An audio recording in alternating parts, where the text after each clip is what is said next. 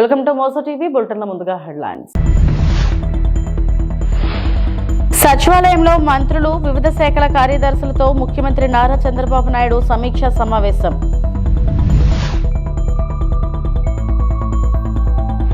మహాశివరాత్రి బ్రహ్మోత్సవాలకు పట్టు వస్త్రాలు సమర్పించనున్న ముఖ్యమంత్రి నారా చంద్రబాబు నాయుడు.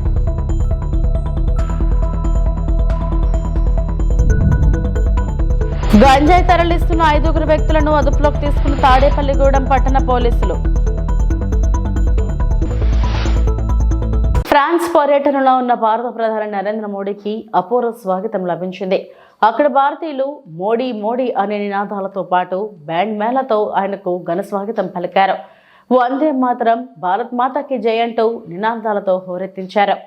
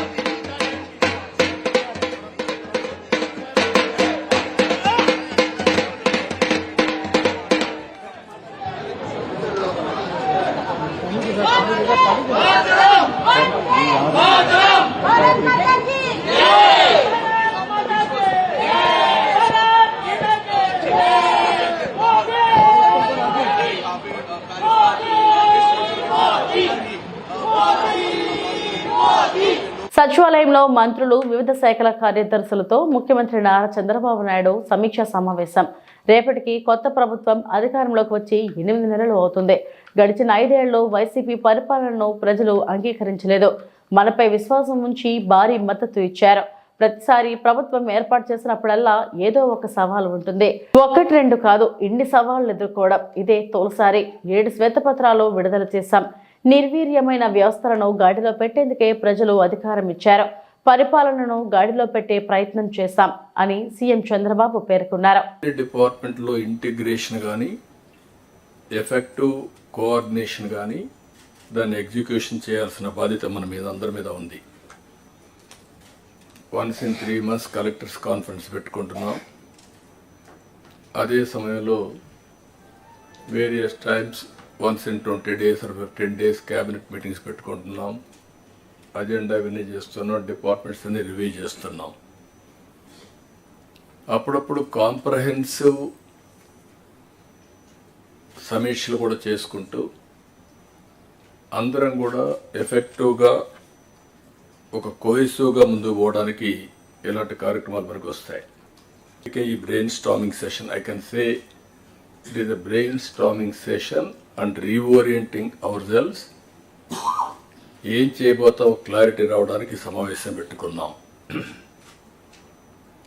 8 నెలలుగా ఎగ్జాక్ట్గా నేను ఎవ్రీ అవర్ క్యాలిక్యులేట్ చేసుకుంటున్నాను.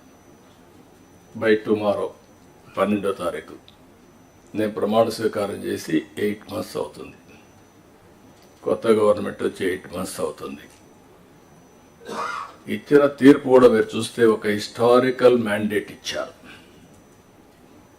ఇటీవల కాలంలో ఎప్పుడు కూడా ఇలాంటి మ్యాండేట్ రాలేదు. 93% స్ట్రైక్ రేట్. 93% స్ట్రైక్ రేట్ వచ్చిందంటే ఇక్కడుండే all of us including secretaries గడిచిన 5 సంవత్సరాల పరిపాలన ప్రజలు యాక్సెప్ట్ చేయలేదు. అందుకనే టోటల్గా రిజెక్ట్ చేసి మళ్ళీ ఒక న్యూ హోప్స్ పెట్టుకొని ముందుకు వచ్చే పరిస్థితికి వచ్చారు. అయితే డిఫరెంట్ టైమ్స్ డిఫరెంట్ ఛాలెంజెస్ ఉన్నాయి, కానీ ఇన్ని ఛాలెంజెస్ ఎప్పుడూ రాలేదు. ఒక పక్కన మొరేల్ ఆఫ్ ది ఆఫీసర్స్, ఇంకో పక్క some of the departments are defunct, some of the programs are derailed. Government of India నుంచి మనం గుర్తుపెట్టుకోవాల్సింది ఎప్పుడు కూడా సెంటర్ స్టేట్ రెండు కూడా 3 గవర్నమెంట్లు ఉంటాయి. Local self government, state government, central government. Central government వాళ్ళ ప్రోగ్రామ్స్ వాళ్ళు కన్సీవ్ చేస్తారు, స్టేట్ గవర్నమెంట్ మన ప్రోగ్రామ్స్ చేస్తాం, సెంట్రల్ గవర్నమెంట్ ప్రోగ్రామ్స్ అనుసంధానం చేసుకుంటాం. దగ్గర 90 సెంట్రలీ స్పాన్సర్ స్కీమ్స్ ఉంటే టోటల్గా అన్నీ కూడా డిఫంక్ట్ అయిపోయినాయి. ఫండ్స్ డైవర్ట్ చేసే పరిస్థితికి వచ్చారు. వీటన్నింటిపైన మనం ఒక 7 వైట్ పేపర్స్ అన్ని పబ్లిసైజ్ చేశాం. పబ్లిక్ కూడా మనం గుర్తుపెట్టుకోవాల్సింది, ఒకసారి పనిష్ చేశాం, మీరు వచ్చారు, మొత్తం సరిచేస్తారనే ఉద్దేశంతో మీకు మ్యాండేట్ ఇచ్చామనే అభిప్రాయంతో ఉంటారు. అది ఉన్నప్పుడు మనం ఎక్స్ట్రా ఎఫర్ట్స్ పెట్టాల్సిన బాధ్యత మనందరిపై. అమరావతి సచివాలయంలో సిపిఐ రాష్ట్ర కార్యదర్శి రామకృష్ణ మరియు రైతు సంఘాల నేతలు కలిసి వెనుకబడిన రాయలసీమ, ప్రకాశం జిల్లాల్లోని ఇరిగేషన్ ప్రాజెక్టులను పూర్తి చేయడానికి నిధులు కేటాయించి ఆయా ప్రాంతాల్లో సాగు, త్రాగునీరు అందించాలని కోరడమైంది. ముఖ్యంగా గాలేరు నగరి, హంద్రినీవా వంటి రాయలసీమ ప్రాజెక్టులపై సమగ్రంగా మంత్రి డాక్టర్ నిమ్మల రామానాయుడు చర్చించడం జరిగింది. గత 5 ఏళ్లలో రాయలసీమ ప్రాజెక్టులకు నిధులు కేటాయిస్తామని చెప్పి జగన్మోహన్ రెడ్డి కేటాయించలేదని అన్నారు. ప్రాజెక్టులలో మైక్రో లెవెల్లో ఆడిటింగ్ చేయించాలని, ఎంత నీరు నిల్వ ఉంటుంది, ఎంత నీటిని వినియోగిస్తున్నారో పూర్తి వివరాలతో ఆడిటింగ్ చేయించాలని కోరడమైంది. ప్రాజెక్టులతో పాటుగా కృష్ణా జలాల కేటాయింపులపై సుప్రీంకోర్టులో ఉన్న కేసులు, సాగునీటి కేటాయింపులు వంటి వాటిపై చర్చించడం జరిగింది. హంద్రినీవాకు ఈ ఆర్థిక సంవత్సరంలో 2650 కోట్లు కేటాయించడంతోనే రాయలసీమకు చంద్రబాబు అత్యంత ప్రాధాన్యత ఇస్తున్న విషయం స్పష్టమవుతుందని తెలపడం జరిగింది. 3 అంశాలు ఉన్నాయి సార్. ఒకటి మీకు సంబంధించిన అంశం, అంటే సాగునీటి పనులకు, ప్రాజెక్టులకు సంబంధించి. దీంట్లో కొన్ని ప్రాజెక్టులు స్పెసిఫిక్గా మెన్షన్ చేశాం, మీరు కూడా చదివారు. వాటికి సంబంధించి అవి పూర్తి అవ్వాలంటే రాబోయే 3 సంవత్సరాలలో ప్రతి సంవత్సరం 10,000 కోట్లుగా ఆ ప్రాజెక్టు కేటాయించగలిగితే 3 సంవత్సరాల్లో పూర్తి అవుతాయి. 23,95,000 ఎకరాలకి సాగునీరు అందుతాయి సార్. ఇప్పటి వరకు ఆ ప్రాజెక్టుల కింద 8 లక్షల ఎకరాలే సాగు అవుతుంది. ఫుల్ ఫ్లెడ్జ్డ్ కావాలంటే అది మీరు చేయగలిగితే 3 సంవత్సరాలలో కంప్లీట్ అవుతాయి సార్. అందులో ఈ ప్రాధాన్యత లిస్టులో కూడా మీరు పెట్టున్నారు.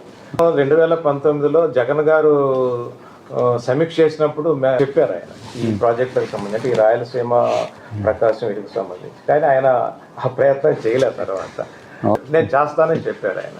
సమీక్ష రిపోర్ట్ కూడా ఉంది మా దగ్గర.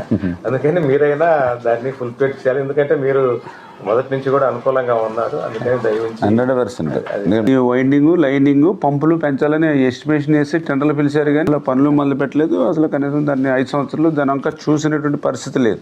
అంటే ఇప్పుడు మనకి ప్రజెంట్ అయితే 2200 వస్తుంది. ఇప్పుడు మనం చేసుకుని ఇది కూడా మనకి జూన్ కంప్లీట్ కావాలి. అంటే జూలైలో మనకు వాటర్ వస్తే ఇది అప్పుడు 3850 వస్తుంది. మనకి వస్తే ఈ కర్నూలులో కొంచెం దగ్గర ఒక 7 కాన్స్టిట్యున్సీలు ఏవైతే స్టార్టింగ్ ఉన్నాయో అవన్నీ కూడా వాళ్ళకి బెనిఫిట్ ఉంటుందండి. ఇప్పుడు మీరు చదివి ఆ అంశాల మీద నన్ను ప్రశ్నలు వేశారంటే మీరు చదివారని మాకు అర్థం. శ్రీశైలం మహాక్షేత్రంలో ఈ నెల 19 నుంచి ప్రారంభం కానున్న మహాశివరాత్రి ఉత్సవాలకు రాష్ట్ర ముఖ్యమంత్రి నారా చంద్రబాబు నాయుడు ప్రభుత్వం తరపున స్వామి అమ్మవార్లకు పట్టు వస్త్రాలు సమర్పించనున్నట్లు ఏపీ దేవాదాయ శాఖ మంత్రి ఆనం రామనారాయణ రెడ్డి వెల్లడించారు. ఈ నెల 23న ఏపీ సీఎం చంద్రబాబు సాయంత్రం 6:30 గంటలకు స్వామి అమ్మవారికి పట్టు వస్త్రాలు సమర్పిస్తారని మంత్రి ఆనం రామనారాయణ రెడ్డి మీడియాకు వెల్లడించారు. అయితే ముందుగా శ్రీశైలంలో జరిగే మహాశివరాత్రి బ్రహ్మోత్సవాలకు ముఖ్యమంత్రి ఆదేశాలతో భక్తులకు కల్పించే ఏర్పాట్లపై మంత్రుల బృందంతో పాటు జిల్లా కలెక్టర్, జిల్లా అధికారులు, సిబ్బందితో కలిసి 4 గంటల పాటు సమీక్ష సమావేశం నిర్వహించారు. సమావేశంలో దేవాదాయ శాఖ మంత్రి ఆనం రామనారాయణ రెడ్డి, బీసీ జనార్దన రెడ్డి, హోంశాఖ మంత్రి అనిత అనగాని సత్యప్రసాద్, ఎమ్మెల్యే బుడ్డ రాజశేఖర రెడ్డి, జిల్లా కలెక్టర్ ఎస్పీ ఆదిరాజ్ సింగ్ తదితరులు పాల్గొన్నారు. రాబోయేటువంటి మహాశివరాత్రి ఉత్సవాలని అత్యంత వైభవోపేతంగా జరపాలని గౌరవ ముఖ్యమంత్రి శ్రీ నారా చంద్రబాబు నాయుడు గారు రాష్ట్ర ప్రభుత్వ మంత్రివర్గ సభ్యుల్ని, అధికార యంత్రాంగాన్ని, జిల్లా అధికార యంత్రాంగాన్ని సమన్వయంతో పనిచేయమని ఇప్పటికే ఆదేశాలు ఇవ్వడం జరిగింది. 23వ తారీఖున సాయంత్రం 6:30 సమయం ఇచ్చారు. మధ్యాహ్నం నుంచి 6:30 లోపల ఏ సమయంలో అయినా గౌరవ ముఖ్యమంత్రి గారు పట్టు వస్త్రాలను సమర్పించడానికి శ్రీశైలం వచ్చేదానికి అవకాశం ఉంది. 25, 26 2 రోజుల పాటు దేవస్థానం పరిధిలో ఉన్నటువంటి టోల్స్ కూడా ఏవైతే శ్రీశైలం టోల్ గేట్స్ ఉన్నాయో టెంపుల్ టోల్ గేట్స్ కూడా ఫ్రీ చేసేస్తున్నాం. డబ్బు తీసుకునేది జరగదు. ఇవి ఇలాంటి తొక్కిసలాటికి ఆస్కారం లేకుండా ఈ 12 రోజులు కూడా ప్రతి ఒక్కరికి దర్శనం జరిగే విధంగా ఏర్పాటు చేస్తాం. సరే, వీటన్నిటితో పాటు ఉత్సవాలు జరిగినటువంటి ప్రధానమైన 4 రోజుల పాటు ప్రతి భక్తుడికి ఉచిత లడ్డూ ప్రసాదం ఇవ్వాలని చెప్పి దేవాదాయ శాఖ తీసుకున్న నిర్ణయాన్ని అమలు చేయండి అని చెప్పి ఇక్కడ దేవస్థానం అధికారులకి ఆదేశాలు ఇచ్చాము. 9వ తారీఖు నుంచి 3వ తారీఖు వరకు దాదాపు 12-13 రోజుల పాటు ఈ క్షేత్రంలోకి వచ్చే భక్తులు క్యూ లైన్లలో స్వామివారిని, అమ్మవారిని దర్శించుకునేటప్పుడు అందరికీ మంచినీరు, మినరల్ వాటర్ బాటిల్స్, పాలు, ఆడవాళ్ళు, పిల్లలు ఉంటే బిస్కెట్లు, ఇవన్నీ కూడా క్యూ లైన్లలో ఉచితంగానే సరఫరా చేయాలనే నిర్ణయం కూడా తీసుకొని ఆదేశాలు ఇచ్చాం. ముఖ్యమంత్రిగా చంద్రబాబు నాయుడు గారు ఇచ్చినటువంటి ఆదేశం సనాతన ధర్మాలకి అనుగుణంగా, ఆగమ శాస్త్రాలకి పండితుల యొక్క ఆలోచనతో ఈ మహాశివరాత్రి ఉత్సవాలను జరపండి. కొన్ని సమస్యలు, శ్రీశైలంకి కొన్ని ప్రత్యేకతలు ఉన్నాయి. వీరశైవులు అనేటువంటి భక్తులు, ఆ యొక్క దీక్ష బూనినటువంటి వాళ్ళు మరి ఎంతో సుదూర ప్రాంతాల నుంచి కాలినడకన వస్తారు కాబట్టి అటవీ ప్రాంతంలో వాళ్ళకి ఎలాంటి సదుపాయాలు ఉండవు. అందులో అక్కడ మంచినీరు దొరకడం కూడా కష్టం. ఇటువంటివన్నిటిని కూడా అటవీ శాఖ అధికారులతోటి, రెవెన్యూ అధికారులతో సమన్వయం చేసి ఆ చిన్న చెంచుగూడాలు, చిన్న గ్రామాలు ఏవైతే. పశ్చిమ గోదావరి జిల్లా గంజాయి తరలిస్తున్న 5 వ్యక్తులను తాడేపల్లిగూడెం పట్టణ పోలీసులు అదుపులోకి తీసుకున్నట్టు తాడేపల్లిగూడెం డీఎస్పీ విశ్వనాథ్ తెలిపారు. ఆయన పశ్చిమ గోదావరి జిల్లా తాడేపల్లిగూడెం పట్టణ పోలీస్ స్టేషన్లో మీడియా సమావేశం నిర్వహించారు. ఈ సందర్భంగా డీఎస్పీ విశ్వనాథ్ మాట్లాడుతూ Tadepalligudem railway station goods shed వద్ద అక్రమంగా గంజాయి అమ్ముతున్నారన్న పక్కా సమాచారం మేరకు తాడేపల్లిగూడెం పట్టణ సీఐ సుబ్రహ్మణ్యం ఆధ్వర్యంలో దాడులు చేసినట్లు తెలిపారు. గంజాయి అమ్ముతున్న ఒక వ్యక్తి పరారీ కాగా తాడేపల్లిగూడెంకు చెందిన ఒకరు, తెలిగిచెర్లకు చెందిన 2, పెరవల్లికి చెందిన 2 అదుపులోకి తీసుకుని వారి వద్ద నుంచి ₹1,30,000 విలువైన 13.288 కేజీల గంజాయిని స్వాధీనం చేస్తున్నట్టుగా తెలిపారు.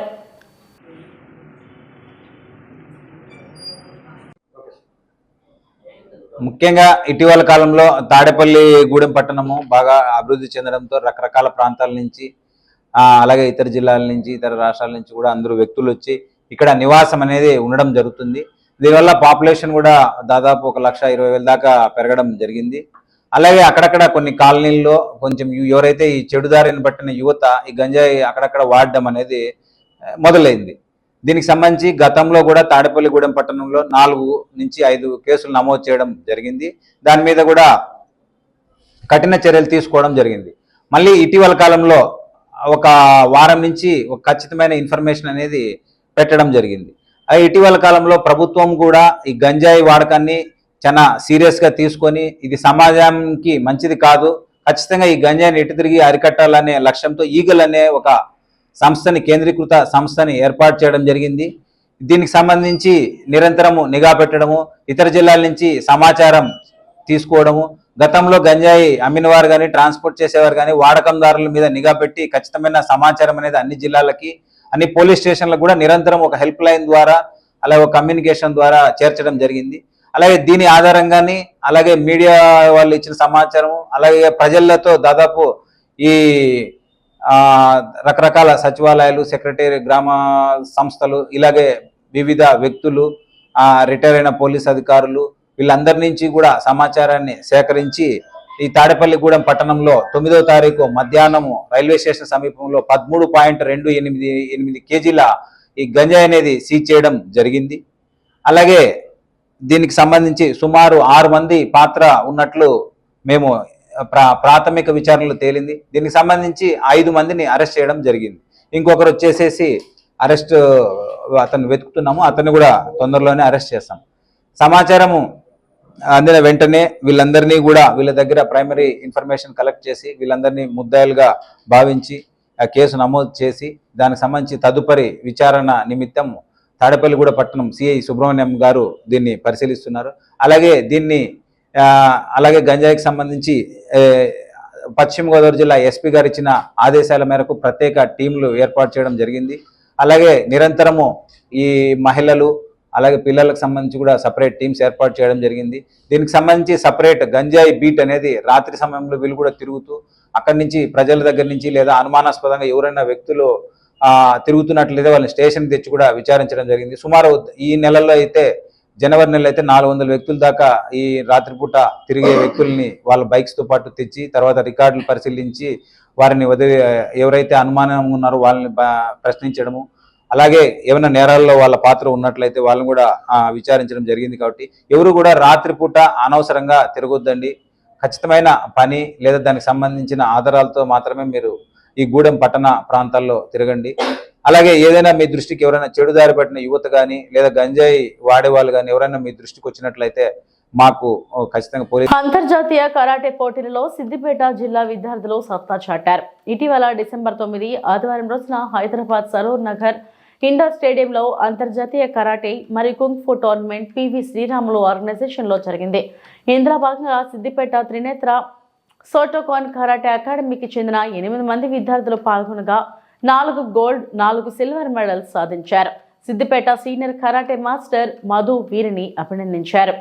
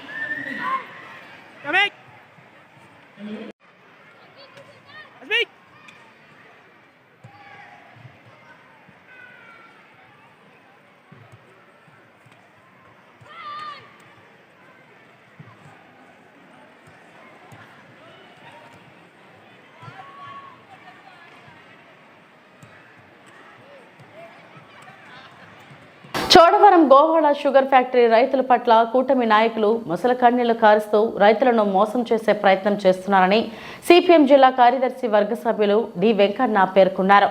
మంగళవారం ఆయన ఓ ప్రకటన విడుదల చేశారు. షుగర్ ఫ్యాక్టరీ రైతుల పరిస్థితి రోజురోజుకు అధ్వానంగా తయారైందని ఆవేదన వ్యక్తం చేశారు. కష్టాల్లో ఉన్న రైతులను, కార్మికులను ఆదుకోవలసింది పోయి అధికారంలో ఉన్న కూటమి నాయకులే రైతులు, కార్మికుల సమస్యల పట్ల ముసలి కన్నీరు కారుస్తూ ఉద్యమాలు చేపడతామని రైతులను మోసం చేసే ప్రయత్నం చేస్తున్నారని ఆగ్రహం వ్యక్తం చేశారు. ఎన్నికల హామీల్లో అనకాపల్లి పార్లమెంట్ సభ్యులు సీఎం రమేష్ జిల్లాలోని అన్ని షుగర్ ఫ్యాక్టరీలు ఆధునీకరిస్తామని, పూర్వవైభవం తీసుకొస్తామని, రైతులను ఆదుకుంటామని, రైతు ఓట్లతో గెలిచి ఇప్పుడు నోటికి స్టిక్కర్ అంటించుకున్నారని విమర్శించారు. గోవాడ షుగర్ ఫ్యాక్టరీ పరిస్థితి చాలా అధ్వానంగా ఉంది.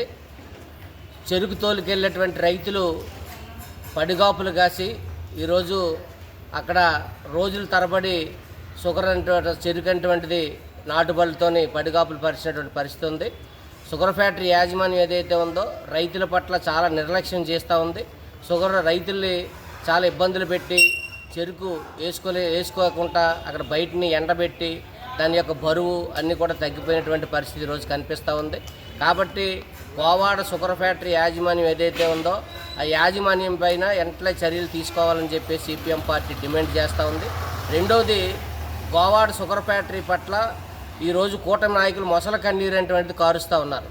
నిన్న పివిఎస్ఎన్ రాజు జనసేన పార్టీ సోడవరం ఇన్ఛార్జి అక్కడ షుగర్ ఫ్యాక్టరీ దగ్గరికి వెళ్ళి షుగర్ ఫ్యాక్టరీ రైతులను ఆదుకోకపోతే, దీన్ని ఆధునీకరించకపోతే, దీన్ని వెంటనే షుగర్ ఫ్యాక్టరీని పూర్వవైభవం తీసుకురాకపోతే మేము రైతులతో కలిసి ఉద్యమాలు చేపడతామని చెప్పారు. అంటే ఈరోజు కూటమిలో ఉన్నటువంటిది పివిఎస్ఎన్ రాజు గారు కూటమిలో ఒక భాగస్వామి.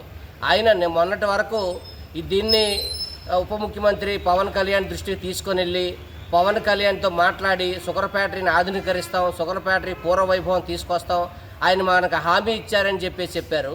ఇప్పుడేమో వాళ్ళు పట్టించుకోకపోతాడికి ఇప్పుడేమో షుగర్ ఫ్యాక్టరీ దగ్గరికి వెళ్ళి మేము రైతులతో ఉద్యమం చేస్తామని చెప్తా ఉన్నాం. రెండో పక్కన బీజేపీ దాని పక్ష నాయకులు, రైతు సంఘాల నాయకులు ఉన్నారో వాళ్ళేమో ఈరోజు అక్కడ వాళ్ళు ఉద్యమాలు అటువంటివి ఈరోజు చేస్తున్నాం, చెరుకు రైతులు ఆదుకుంటామని బీజేపీ రైతు సంఘాలు చెప్తా ఉన్నాయి. అంటే కూటమి నాయకులందరూ కూడా రైతులను మోసం చేసి వాళ్ళ పట్ల మొసల కన్నీరు అటువంటి ఈరోజు కార్చేటువంటి పరిస్థితి కనిపిస్తూ ఉంది. షుగర్ ఫ్యాక్టరీ ఈ జిల్లాలో ఉన్నటువంటి షుగర్ ఫ్యాక్టరీలోని అన్నింటిని కూడా తెరిపిస్తాం, ఆధునీకరిస్తామని ఇక్కడ ఉన్నటువంటి సీఎం రమేష్ పార్లమెంట్ సభ్యులు ఎన్నికల్లోని స్పష్టమైనటువంటి హామీ ఇచ్చారు. ఇచ్చినటువంటి హామీని అమలు చేయకుండా ఈరోజు నోటికి స్టిక్కర్ వేసుకుని ఆయనేమో కూర్చోనుండి షుగర్ ఫ్యాక్టరీ గురించి మాట్లాడకుండా, షుగర్ ఫ్యాక్టరీ రైతుల సమస్యలు పట్టించుకోకుండా రైతుల ఓట్లతో గెలిచినటువంటి సీఎం రమేష్ ఈరోజేమో షుగర్ ఫ్యాక్టరీలు ఆదుకుంటామని వాళ్ళతో ఉద్యమాలు చేస్తామని కూటమి నాయకులు చెప్పడం అని అంటే రైతులు ఇంతకన్నా మోసం చేయడం మరొకటి ఉందా అని మేము ప్రశ్నిస్తూ ఉన్నాం. అధికారంలో ఉన్నది ఎవరు? అధికారంలో ఉండి ఈరోజు ఉద్యమాలు చేస్తున్నది ఎవరని మేము అడుగుతా ఉన్నాం. అధికారంలో ఉన్నది వాళ్ళే, ఉద్యమాలు చేస్తున్నది వాళ్ళు అని అంటే రైతులు మోసం చేయడం కాదా అని మేము ప్రశ్నిస్తూ ఉన్నాం. అందుకని రైతాంగాన్ని మోసం చేస్తే, రైతాంగాన్ని మోసం చేసిన వాటికి ఇప్పుడు వరకు పుట్టగతులు లేవు. షుగర్ ఫ్యాక్టరీల తెరిపించుకుంటా, షుగర్ ఫ్యాక్టరీలు ఆ రైతులకు అనుసంధానం అయినటువంటి వ్యవసాయానికి అనుసంధానమైనటువంటి ఏ ఫ్యాక్టరీలు పెట్టకుండా ఈ జిల్లా అనేటువంటిది అభివృద్ధి అవ్వదు. ఇప్పటికే చెరుకు దిగుబడి అనేటువంటిది, చెరుకు సాగు అనేటువంటిది పూర్తిగా తగ్గిపోతూ ఉంది. కాబట్టి ఈ ప్రభుత్వం వెంటనే స్పందించి కోవాడ షుగర్ ఫ్యాక్టరీ కాదు, తుంపాల షుగర్ ఫ్యాక్టరీ కాదు, తాండవ షుగర్ ఫ్యాక్టరీ కాదు, ఏటుచోట షుగర్ ఫ్యాక్టరీ కానీ ఈ షుగర్ ఫ్యాక్టరీలన్నీ తెరిపించి ఈ జిల్లాలో ఉన్నటువంటి రైతాంగాన్ని ఆదుకుంటేనే ఈరోజు రైతాంగం యొక్క మనుగడ అనేటువంటిది ఉంటుంది. ఆ విధంగా కాకుండా కోవాడ షుగర్ ఫ్యాక్టరీ కన ఊపిరితో ఉంది, దాన్ని ఈరోజు తెరిపించుకుంటా దాన్ని పూర్వవైభవం తీసుకురాకుండా ఈరోజు దాన్ని అతి గతి లేకుండా ఈరోజు చేయడం కోసం చూస్తూ ఉన్నారు. కూటమి నాయకులు రైతాంగాన్ని మోసం చేసి మరోసారి తీవ్రమైనటువంటి ఇబ్బందులు పెట్టేటువంటి ప్రయత్నం ఈరోజు చేస్తూ ఉన్నారు. రైతాంగం దీన్ని గుర్తించి రానున్న రోజుల్లో కూటమి నాయకులకు ఎలా గుణపాఠం చెప్పాలనేటువంటిది రైతులు పెద్ద ఎత్తున ఉద్యమానికి సిద్ధపడతా ఉన్నారు. కాబట్టి ఈ ప్రభుత్వం వెంటనే పునఃపరిశీలన చేసి వెంటనే కోవాడ షుగర్ ఫ్యాక్టరీని ఆదుకోవాలి, ఆ షుగర్ ఫ్యాక్టరీని పూర్వవైభవం తీసుకురావాలి.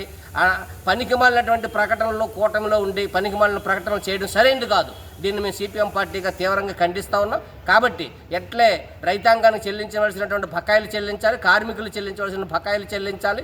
రైతాంగాన్ని ఎప్పటికప్పుడు చెరుక్కి వాళ్ళకి సీటీలు ఇచ్చి చెరుకు సక్రమంగా వేసుకునే విధంగా, ఫ్యాక్టరీ నడిచే విధంగా చర్యలు తీసుకోవాలని చెప్పేసి మేము కోరుతా ఉన్నాం.